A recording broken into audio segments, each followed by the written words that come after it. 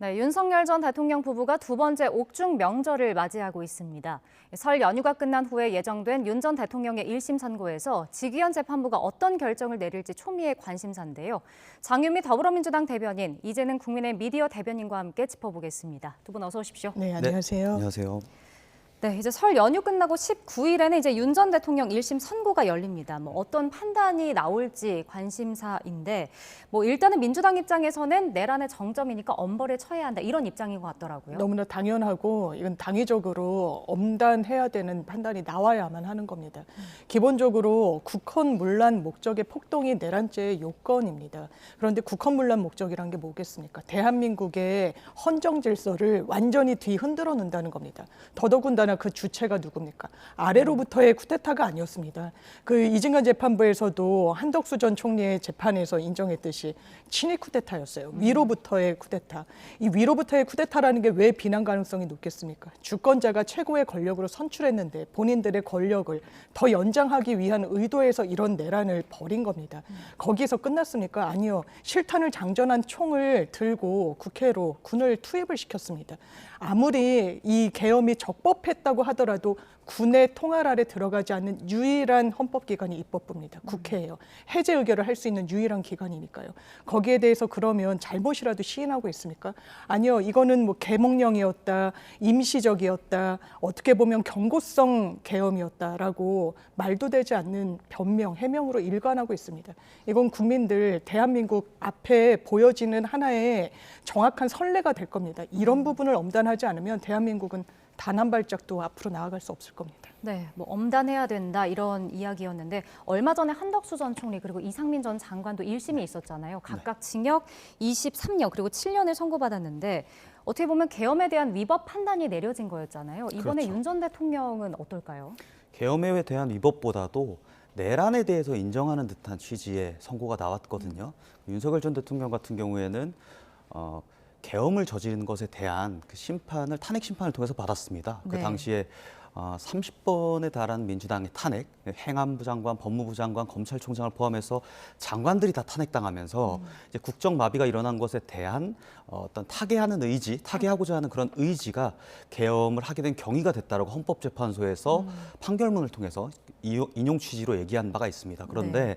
이 계엄이라는 행위 자체가 적법했느냐, 적당했느냐에 대해서는 저희가 옹호할 생각이 없습니다. 그러나 이것은 내란죄로 이어지는 대목이고 내란죄는 국헌문란의 목적이 있었느냐, 네. 이것이 지금 판가름이 돼야 되는 상황인데 앞서서 한덕수 총리와 이상민 전 장관의 선고에서 이미 내란임을 명시를 해버렸단 말이에요. 그렇기 때문에 이것이 과연 과정적으로 정당한 재판 그리고 공정한 재판으로 이어질지에 대해서는 네. 저희가 끝까지 좀 봐야 되는 대목인 것 같습니다. 네. 지금 일단 법정형을 보면 사형과 네. 무기징역이잖아요. 근데 그렇습니다. 이제 재판부가 재량으로 형을 깎아줄 가능성도 네. 이야기가 나오는 것 같더라고요. 이건 이게 어떤가요? 법률적으로는 가능합니다. 말씀 주신 대로 법정형, 그러니까 법이 정해놓은 내란 우두머리의 이 형량은 사형과 무기징역밖에 없습니다. 네. 그런데 이 부분을 선고하는 선고형은 이게 장량 감경, 이것도 이제 순화해서 정산 참작 감경이라고 표현을 하는데 참작할 수 있는 사유가 있으면 사형 같은 경우에는 장량 감경을 하게 되면은 20년에서 50년, 또 무기징역은 10년에서 50년으로 이 형량을 이 범위 안에서 선고할 수 있거든요. 네. 다만 정상 참작 감형이라는 부분에서 알 수 있듯이 참작할 만한 사유가 피고인에게 있어야 됩니다. 그렇다면 여기에서 참작할 수 있는 사유라 함은 이 내란이라는 것이 장시간 지속되진 않았다는 점, 네. 유혈 사태로 번지지는 않았다는 점을 참작할 수는 있을 텐데요. 헌재에서 이 부분과 관련해서 판단을 내렸듯이 이 유혈 사태로 가지 않았다는 건 군과 시민들의 힘이었던 겁니다. 군이 태업을 하고 시민들이 막아섰기 때문이었어요. 그리고 장시간 가지 않았다는 점도 피고인 윤석열에게 귀속하는 어떤 유리한 사유로 하기에는 이게 윤석열 전 대통령의 의지나 능력으로 그런 결과가 나왔던 게 전혀 아니었습니다. 네. 그렇기 때문에 사형 구형이 있었던 거고 저희가 무기징역이 선고되더라도 가석방이 가능합니다. 그런데 이런 사안은 아주 물리적인 그리고 정치적인 분리가 정확하게 이루어져야 된다는 데에선 법조계에서도 많은 분들이 입을 모으고 있거든요. 네. 그렇기 때문에 사실상 가석방을 염두에 두더라도 집행이 되지 않는 사형 선고가 될 가능성이 저 개인적으로는 상당히 열려 있다고 생각합니다. 네. 지금 국민의힘 내부에서는 윤 전 대통령과의 절연 요구가 또 네. 이어지고 있는 것 같더라고요. 뭐 오세훈 서울시장은 이제 지방선거가 얼마 남지 않았으니까 절연을 해야 된다. 네. 장동혁 지도부를 좀 압박하고 있는 모양새인데요. 그렇죠. 그런데 장동혁 지도부 입장에서는 윤석열 전 대통령과 어떠한 지금 연관관계도 있는 상황이 아닙니다. 윤석열 전 대통령은 이미 탄핵이 일어나기 전에 탈당을 했었고 네. 또 당 내에 만약에 친윤계라고 하시는 의원분들이 있다고 하면 그분들도 윤석열 전 대통령의 정치 경력이 상대적으로 짧기 때문에 사실 지금까지 남아있다고 보기가 어렵거든요. 그리고 저희 이미 윤석열 전 대통령은 감옥에 있는 상태고요.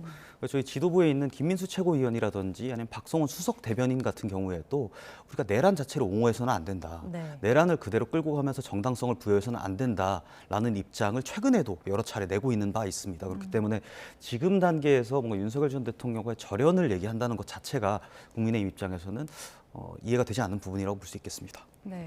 근데 장 대표 같은 경우는 이제 뭐 꼭 특정 단어가 들어가야만 뭐 절연이라는 단어겠죠. 확실한 표명이라고 생각하지 않는다면서 뭐 입장을 밝힐 상황이 올 거다 이렇게 밝히기도 했더라고요. 어떻게 들으셨습니까? 그런데 절연이라는 말을 국민 앞에 내놓지 못하면서 윤석열 전 대통령과 분리하고 어떻게 보면 절연한다고 느껴주길 바란다는 것 자체가 눈속임 아니겠습니까? 이건 있을 수가 없는 일입니다. 국민 앞에 정확하게 사죄 들어야죠. 왜냐하면 그 장동혁 대표는 전당대회에서 어떻게 보면 파란을 일으키면서 당원들 이 응원을 받을 때 자기는 윤석열 전 대통령이 같이 뭐 면회 갈 거다 이런 식으로 공약을 내걸었었습니다. 실제로 수행을 하기도 했었고요. 네. 최근에도 한 언론사 유튜브 채널에 나와서는 과거와 그럼 정확하게 절연하는 거냐, 윤석열 전 대통령에 대한 입장이 어떤 거냐라고 했을 때 공식적으로 밝혀온 입장은 변화된 게 없다라고 했습니다. 그러면서 이 부분을 선거 앞두고 윤석열 전 대통령과 분리한다고 국민들이 봐주길 바란다고요. 심지어 말조차도 정확하게 하지 못하는데 이거를 국민들이 유권자들이 어떻게 받아들여야 되겠습니까? 심지어 국민의힘 의원들은 지금 윤석열 전 대통령이 재판을 받고 있는 체포 방해 혐의도 있지 않습니까? 이 부분과 관련한 공수처가 받아온 법원의 영장을 집행을 방해했어요. 그때 국민의힘 의원분들 어떻게 했습니까? 그 앞에 나가서 계셨었잖아요. 거기에 대해서 사과했습니까? 아니요. 오히려 법원이 내준 체포영장을 불법이라고 진단했었습니다. 거기에 대해서 싹 아무 일 없었던 것처럼 선거 치르겠다고요. 윤석열 전 대통령에게 중형이 선고되니까 이제는 우리랑 다르다고요. 탈당했기 때문에 본인들과는 정확히 절연했다라고 어떻게 얘기할 수 있습니까? 국민들 앞에. 거기에 대해서 정확한 입장을 내야 됩니다. 네. 그 탄핵 이전에 의원들 개개인의 인사라든지 개개인의 의사는 개인이 자율적으로 가질 수 있는 것입니다. 그리고 저희 국민의힘이 지금 4개월에 한 번씩 계엄에 대한 사과를 하고 있어요. 네. 계엄 직후에 비대위원장이었던 김용태 비대위원장이 한 번 사과를 했고 대선 직전에 대선 후보였던 김문수 후보가 사과를 했고 장동혁 후보도 당선된 이후로 2차례에 걸쳐서 사과를 했거든요. 네. 벌써 4번의 사과를 한 거거든요. 계엄 1년 만에. 그렇기 때문에 이 계엄 자체를 저희가 옹호한다라고 볼 수는 없고 다만 과거에 그 탄핵 이전에는 탄핵 인용이 되기 전까지는 국민의힘 의원들이나 당원들이 탄핵에 반대할 수 있는 겁니다. 그 당시에 당론이었던 걸 가지고 지금까지 뭐 내란으로 옹호한다까지 확장하는 건 좀 옳지 않다고 보고요. 지금 윤석열 전 대통령과의 절연이라고 한다면 윤석열 전 대통령이 지금 바깥에 실존하고 있지 않기 때문에 윤석열 전 대통령의 어떤 그 계엄을 일으키게 된 취지에 공감하는 당원들과 절연하라는 얘기가 되는 거거든요. 그러니까 계엄 비상계엄 자체가 위법하고 잘못했다 이런 취지와는 별개로 그 비상계엄의 취지가 그 민주당에 의한 어떤 국정마비의 시도로 헌법재판소가 이제 판단을 했죠. 그 시도에 공감하는 국민들과 절연을 하라는 얘기인데 저희는 당 안에서 당원들이 다 같은 목소리를 내는 당은 정상적인 당이 아니라고 생각합니다. 윤석열 전 대통령의 그런 취지에 이해하는 당원도 있고 또 윤석열 전 대통령을 비판하는 당원들도 있는 겁니다. 저희는 그 당원 모두를 끌고 갈 예정입니다. 네. 그 윤 전 대통령이 이제 재판에 불출석을 하면 뭐 직위원 재판부가 선고를 할 수 없을 거다 이런 일각의 시선도 나오는 것 같더라고요. 근데 윤 전 대통령 측에서는 뭐 반드시 하겠다, 출석을 하겠다라고 얘기하지 않았습니까? 네, 출석을 하겠다고 했는데 건강상 이유 때문에 불출석을 할 가능성도 있어는 보입니다. 그러나 절차적으로 재판부가 윤석열 전 대통령이 없다고 해서 선고를 못 내리지는 않거든요. 네. 그러니까 과거에 그 재판 과정에서 공판이라든지 뭐 변호라든지 변론이라든지 심리 과정에서는 피고인이 필요하지만 네. 이 판결, 그러니까 선고 과정에서는 꼭 피고인이 자리에 있을 필요는 없는 것입니다.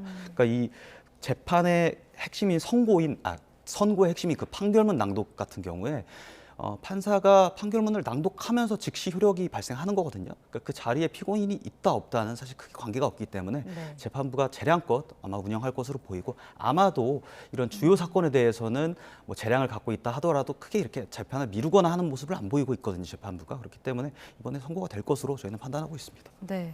근데 이제 이번 네. 1심 선고 결과로 국민의힘의 이제 정당 존립 여부에 관해서도 좀 생각을 해야 되지 않을까 이런 전망도 나오거든요. 민주당의 위헌정당 해산 심판 공세를 이어갈 걸로 좀 보시나요? 그거는 민주당이 이어가는 게 아니라 아마 국민들이 판단하실 겁니다. 이 정당이 위헌적이라서 해산에 이르게까지 할 필요가 있다라는 게 통진단 사례가 있었지 않습니까? 헌재가 보는 기준은 하나입니다. 민주적 기본 질서에 부합하게 당을 운영하는지 여부예요. 거기에 대해서 통진당은 해산 명령을 받았었죠. 네. 그때는 심지어 이 확정 판결까지 갔을 때는 내란 음모도 아니었습니다. 내란 선동이었어요. 그러니까 내란을 모의한 것까지도 법원에서 인정되지 않고 선전선동했다라는 부분만으로도 이 당은 대한민국에 존립해서는 안 된다는 판단을 받았습니다. 아까 말씀 주셨다시피 탄핵 이전에 의원들이 개별 입장을 가진 부분에 대해서는 헤아릴 부분이 있지 않냐.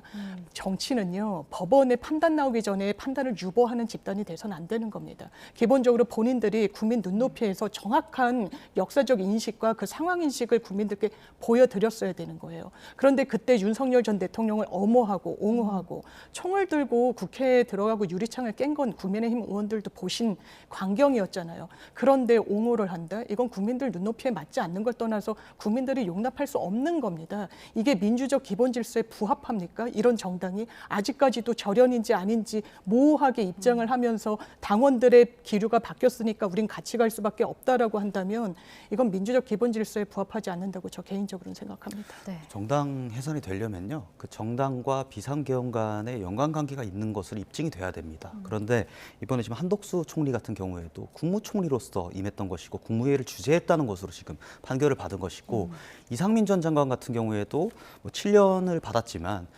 이것이 뭐 본인이 계엄에 뭐 참석을 했거나 미리 모의를 했거나 작당을 했거나 이러지는 않았다고 또 판결이 되어 있거든요. 네. 심지어는 지금 김용현 전 국방부 장관과 윤석열 전 대통령이 계엄을 이제 준비를 했던 것이지 이런 장관들조차도 몰랐고 나아가서 국민의힘이라는 정당 차원에서 뭔가 같이 동조를 하거나 이러진 않았다는 것이 계속해서 나타나고 있거든요. 네. 그 판결문을 통해서. 그렇기 때문에 이 국민의힘을 내란 정당으로 몰아서 위헌 정당 해산 심판까지 가는 것은 전 부적절해 보이고요. 최근에도 그 추경호 원내대표 같은 경우에도 구속영장을 발부하려 했으나 기각이 됐었던 바 있지 않습니까? 네. 그러니까 원내대표도 모르는 비상계엄을 어떻게 이 국민의힘이라는 정당에 연계를 시킬 그런 생각을 하는지 저는 그 부분에 좀 의문을 제기하고 싶습니다. 네, 일단은 설 연휴가 끝나고 직위원 재판부가 어떤 판단을 내릴지 좀 살펴봐야 할 것 같습니다. 자, 그리고 6.3 지방선거는 오늘로 이제 100일 좀 넘게 108일 정도 남았습니다. 일단 민주당 정청래 대표는 이번 선거에서 최대 승부처로 어디를 꼽을까요? 뭐 수도권과 영남을 꼽을 수 있을까요? 네, 아무래도 서울, 부산이 너무 중요한 지역이고요. 특히 서울 같은 경우에는 만약에 서울에서 이 승리를 하지 못하면 전국 단위에서 유의미한 성과를 내더라도 어떻게 보면 패배에 가깝다라는 평가가 나올 정도로 중요한 지역입니다. 이 부분과 관련해서 장동혁 대표께서도 서울, 부산 여기서 승리하지 못하면 본인이 뭐 당대표직은 고사하고 이 정치 생명까지도 위험할 수 있다라고 얘기하는 게 이게 양당 모두 같은 상황이기 때문인 것으로 보이는데요. 네. 다만 이 부분과 관련해서 오세훈 시장이 현역 프리미엄도 있고 어떻게 보면 굉장히 경쟁력 있는 주자인데 왜 당에 계속해서 어떻게 보면 서울시정과 상관없는 쓴소리를 던지시겠습니까? 위기감이 당으로부터 오고 있다는 그런 문제의식이 있는 거예요. 그렇다면 국민의힘 타이틀을 달고 오세훈 시장도 아마 후보로 낙점이 되신다면 출마를 할 텐데 이게 지금 플러스가 된다라고 생각을 못 하는 겁니다. 그러니까 당대표직에서 내려오고까지 이야기를 직격을 하고 있는 거거든요. 그런 구도적인 부분 속에서 국민의힘이 상당히 좀 난항을 겪고 있다라는 평가는 할 수 있을 것 같습니다. 네, 지금 얘기해 주셨다시피 장동혁 대표는 이제 서울과 부산시장 선거에 자신의 정치 생명이 달려 있다 이렇게 밝히기도 했거든요. 네. 지금 뭐 위기감이 당에 있다라고 말씀해 주셨는데 그런 의미가 좀 내포되어 있는 걸까요? 저희 당이 많이 거듭나고 고쳐지고 또 국민들의 신뢰를 다시 회복해야 되는 것은 자명한 사실입니다. 그런데 지금 후보로 이제 점쳐지는 인물이 정당의 책임으로 이제 비판을 하는 것은 저는 부적절하다고 생각을 하는 것이요.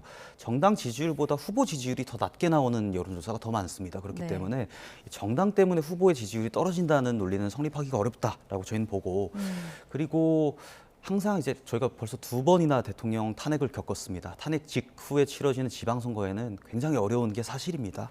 그래서 과거에 그 박근혜 전 대통령 탄핵 이후에 그 문재인 정부 8개월 차, 지금 이재명 정부 8개월 차인데 8개월 차 때 이제 자한당의 정당 지지율이 12% 정도 됐었거든요. 근데 저희가 지금도 20% 초반대 정도를 기록을 하고 있는 걸 보면 분명히 어려운 싸움은 맞는 것 같습니다. 그러나 이 지방선거 같은 경우에는 어떤 정치 지형보다는 행정 성과에 더 많이 이제 귀결이 됩니다. 과거에 바로 직전에 있었던 지방선거 같은 경우에도 이 부동산 문제, 한강벨트를 중심으로 한 어떤 보유세 문제가 지방선거의 성패를 갈랐거든요. 네. 그러니까 지금도 부동산이 이재명 정부 들어서 거의 역대 최고 수준으로 폭등하고 있고 9% 정도가 상승을 했다고 해요. 그리고 네. 월세도 서울 평균 월세가 한 15만 원 정도, 연 180만 원 정도를 이제 서울 시민들이 부담해야 되는 상황으로 가고 있는데 이런 것들이 어떻게 이제 지방선거가 다가오면 다가올수록 작용할지는 저희가 지켜봐야 될 것 같습니다. 네.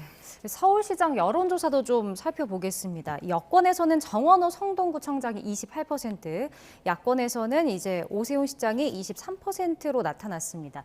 일단 여야 만약에 두 후보로 좁혀진다면 상대당을 좀 평가를 해봤을 때 민주당에서는 오세훈 시장의 강점과 약점을 뭘로 좀 볼 수 있을까요? 일단 서울시장이 직업이라고 칭해지는 정치인일 정도로 서울시정에는 밝다고 보는 게 맞겠죠. 그리고 현역 프리미엄이 있기 때문에 뭔가 본인이 지금까지 해오셨던 이런 사업의 연장선상에서 다시금 서울시민 유권자들로부터 선택을 받아야 된다. 그리고 이 부분과 관련해서는 내가 완결을 하겠다라고 하는 부분은 분명히 강점이고 경쟁력 있는 후보라고 봐야 되는 게 객관적인 진단이라고 생각하고요. 네. 다만 거기에 대해서 여러 차례 서울 시민들이 기회를 이제 주었지만 거기에 부응하는 성과를 과연 냈느냐는 상당히 의문입니다. 좀 거친 행정, 미숙한 행정이라는 꼬리표가 계속 따라다니는 것도 이 이유일 텐데 이를테면 한강버스 같은 경우에도 준비 채 되지 않은 상태에서 선거를 앞두고 어떻게 보면 전시 행정에 가깝게 이 행정을 이끌어왔던 거 아니냐. 그리고 재개발, 재건축 이야기도 많이 하십니다만 네. 그 오세훈 시장이 서울시장 재직하던 그 기간 중에 재개발, 재건축 속도 제대로 내지 못했습니다. 이 부분과 관련해서는 지표로 확인되는 부분도 있고 하기 때문에 장단이 비교적 뚜렷하고 저는 단점이 비교적 요즘은 유권자들한테 가 닿는 상황이 아닌가 생각합니다. 네. 지금 현역 프리미엄과 좀 미흡한 성과를 꼽아주셨거든요. 네. 국민의힘에서는 정원호 성동구청장의 강점 그리고 약점은 뭘로 좀 판단을 하시나요? 일단은 그 오세훈 시장부터 간단하게 말씀드리면 네. 보통 재선 같은 경우에는요 이렇게 지지율이 별로 안 나옵니다. 그러니까 뭐 기대 효과도 사실 없고 그동안에 행정 책임이 누적되기 때문에 기대 효과 그 지지율이 많이 안 나온다는 점을 말씀을 드리고 정원호 구청장 같은 경우에는 행정력이겠죠. 그러니까 다른 민주당의 후보들보다 행정 성과가 있는 것으로 평가가 되고 있고 그런 컨셉을 또 가지고 있습니다. 네. 그러니까 강성 발언도 최대한 자제하는 편이고요. 그렇기 때문에 저는 그런 부분이 이제 서울시장 선거에서 굉장한 변수로 작용할 거다. 왜냐하면 서울 시민들 같은 경우에는요 정치적 이슈보다는 행정적 이슈를 훨씬 더 우선해서 보는 경향이 있습니다. 그렇기 때문에 상당히 무서운 후보다라는 말씀을 좀 드리고 싶고 네. 그에 반해서 단점이 있다고 하면 마찬가지로 부동산 문제겠죠. 그러니까 노무현 정부 때 전국 집값이 한 40%가 올랐고 문재인 정부 때 한 60% 정도가 올랐거든요. 근데 그보다도 이재명 정부가 더 빠른 상승세를 보이고 있단 말이에요. 그러면서도 정부 이기는 시장 없다라고 하면서 그 문재인 정부와 같은 정책을 지금 정책 기조를 반복하고 있는데 이런 것들에 대해서 서울 집값을 잡기 위해서 정원호라는 사람이 이 친명계로 뽑히는 정원호라는 사람이 과연 제지할 수 있을 것인가에 대한 서울 시민들의 의구심이 있을 거라고 봅니다. 그렇기 때문에 저는 그 부분이 굉장한 단점으로 작용할 것으로 봅니다. 네, 지금 또 이재명 대통령이 다주택자를 겨냥해서 연이어 좀 메시지를 내고 있는데 뭐 부동산 얘기를 해주셨어요. 네. 약점으로 이런 게 좀 변수가 될 수 있을까요? 부동산은 항상 선거의 변수인 거고요. 다만 이 국정 운영의 주체로서 부동산 문제 상당히 어렵습니다. 오히려 선거만 생각한다면 이렇게 여러 차례 환기를 하거나 이게 이해관계가 좀 엇갈리는 쟁점이니까요. 그런 선택을 하지 않을 텐데 이제 더는 지체하지 못하는 거예요. 지금까지 정책이나 언론의 진단도 서울 일부 지역의 다주택자한테 상당히 좀 과다대표되어 온 측면이 없지 않습니다. 그 결과 어떻게 됐습니까? 신혼부부, 청년들, 아예 서울 수도권에서는 집을 사는 것 자체를 포기하는 지경이 됐습니다. 이게 여기서 끝나지 않습니다. 더 나아가서 출산율과도 연계되어 있는 부분이 있고요. 그리고 지방 격차와도 이 해소 간격이 상당히 넓혀지는 부분이 있어서 더는 지체할 수 없다. 그렇다면 양도세 중과 유예도 종료하는 그런 부분뿐만 아니라 어떤 공급 대책과 관련해서도 실효성 있게, 그리고 다주택자들이 어떻게 보면 시장에 매물을 내놓을 수 있는 이런 다각적인 설계를 하겠다는 점, 상당히 선거만 생각하면 위험 부담이 있을 수 있습니다만 더 이상 지체할 수 없다는 점, 그리고 선거와 연계해서도 자신감 있게 이 부분에 대해서는 반드시 성공하겠다는 점을 이 정부가 내세우고 있다는 점 말씀드립니다. 네, 그 저희가 앞서 좀 얘기했었는데 저륜도 있었잖아요. 네네. 오세훈 시장 같은 경우는 이제 장동혁 대표와 이제 대립각을 세우고 있는데 네. 이런 부분에 있어서 좀 부담이 되진 않을까요? 어떨까요? 이게 뭐 당의 부담은 아니고요. 저는 오세훈이라는 사람이 후보 경쟁력이 충분하기 때문에 이 후보 경쟁력을 가지고 이재명 정부의 그 부동산 정책과 싸우는 선거라고 보거든요. 그렇기 때문에 당의 부담이 된다고 저희는 보고 있지 않고, 당의 쓴소리를 하고 오세훈 시장이 어떤 정치적으로 개인적인 의견을 내는 것에 대해서 저희가 그것을 뭐 입막음을 하려고 한다거나 아니면 네. 비판해서는 안 된다고 보고 있습니다. 알겠습니다. 이번엔 부산도 좀 살펴보겠습니다. 지금은 이제 국민의힘 소속 박형준 부산시장인데 여기에서 이제 부산의 지역구를 둔 전재수 의원이 도전장을 낼 거다 이런 전망이 나오고 있습니다. 각 당이 중점을 두는 부분이 어디일지 궁금한데 민주당 어떨까요? 민주당은 정확하게 추구하는 있는 방향이 있습니다. 이게 지방 정책과 관련해서 5극 3특이라고 해서 서울 중심에서 탈피해야 되는 건 단순한 현안이 아니라 정말 극복해야 되는 문제입니다. 그래서 어떻게 했습니까? 이재명 정부에서는 해수부도 반드시 이 부분은 이관시키겠다고 말씀을 드렸고 그 약속을 이행했습니다. 그때 이 선거라는 거는 상대평가 아니겠습니까? 국민의힘은 어떻게 말씀하셨습니까? 해수부를 이전하는 것도 상당히 비판했습니다. 이게 지역의 민심과 그리고 민의와 상충하는 그런 선택을 했던 부분을 유권자들이 기억하고 계시는 부분이 분명히 있다라는 점 말씀드리고 싶고, 네. 또 박형준 현 시장이 물론 현역 프리미엄이 있겠습니다만 그랬을 때 부산의 어떤 발전을 위해서 뭔가 유의미한 성과나 어떤 이 결과물이 도출됐는지 상당히 의문입니다. 그런데 상반되게 지금 해수부 이전뿐만 아니라 여러 전재수 후보 등등이 이 부산을 발전시키기 위한 여러 이 대안을 내놓고 있기 때문에 거기에 네. 대한 현명한 유권자분들의 판단이 있을 거라고 생각합니다. 네, 뭐 현역 프리미엄과 이제 부산 3선 맞붙게 된다면 이제 국민의힘 입장에서는 어떤 부분에 좀 중점을 둘까요? 일단 부산 같은 경우에는 최근에는 이제 보수세보다는 수도권 흐름에 따라가는 경향이 어느 정도 있습니다. 그렇기 때문에 저희는 중앙에서의 어떤 정책 성과라든지 그리고 이 후보 개인의 정책 성과들을, 행정적 성과들을 중심으로 좀 싸워보려고 하고 있는 상황이고요. 네. 그리고 아까 말씀하셨던 것처럼 뭐 해수부 이전이나 이런 것들로 이제 뭔가 키워드 마케팅을 하려고 하는 민주당의 의도는 저희가 알고 있습니다만, 이재명 대통령 같은 경우는 인천의 국회의원 출신입니다. 근데 인천에는 지금 뭐 뚜렷한 어떤 대안이라든지 행정적인 그런 프리미엄들을 주지 않고 부산에 대해서만 이렇게 공약하는 그런 메시지만 지금 내고 있는 상황이거든요. 네. 인천에서도 못했던 것, 그리고 인천 시민들도 배신감을 느끼고 있는 부분들이 있는데 과연 부산이라고 해서 시민들이 속을까? 라는 점에 대해서는 다시 한번 의문을 제기하지 않을 수 없겠고요. 그리고 지금 물가가 너무 많이 오르고 있습니다. 네. 지금 설 연휴를 앞두고 있는데 쌀이 한 가마니에 23만 원을 넘으면서 역대 최고치를 기록하고 있거든요. 그러니까 전반적으로 부동산 폭등, 물가 폭등, 그리고 최근에 한미 관세 협상에 대한 문제까지 지금 계속 제기가 되고 있는데, 그런 문제들이 부산시에서 굉장히 큰 영향력을 발휘할 것이라고 저는 보고 있습니다. 네. 그리고 또 다른 승부처죠. 경기 지역도 한번 살펴보겠습니다. 일단은 국민의힘에서는 이제 유승민 전 의원, 김문수 전 장관이 네. 거론되고 있거든요.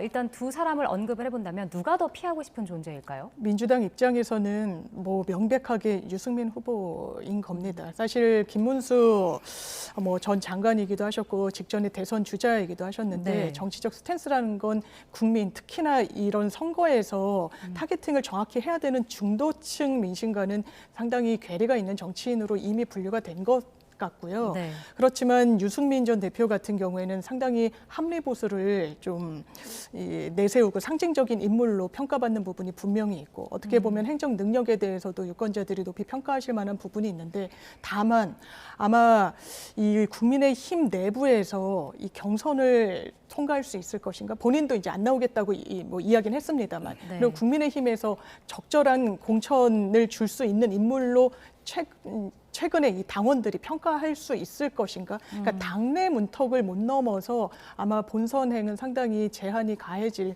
그런 가능성이 좀 높아 보입니다. 네. 그런가 하면 이제 민주당에서는 후보군으로 김동연 지사, 추미애 의원이 언급되고 있습니다. 네. 자, 국민의힘 입장에서도 여쭤보면 어떤 후보를 더 피하고 싶으신가요? 저희는 김동연 후보라고 볼 수 있겠습니다. 비슷한 맥락인데요. 그러니까 추미애 후보 같은 경우에는 강성 개혁의 상징 아니겠습니까? 그러니까 당내 강성 지지층들에게 소구하기 위해서 연이어서 계속 이제 강성 행보들을 보이고 있는데 이런 것들은 지지층이 결집하는 데 효과가 있을지 모르겠지만 네. 이 민심을 잡는 데는 한계가 있거든요.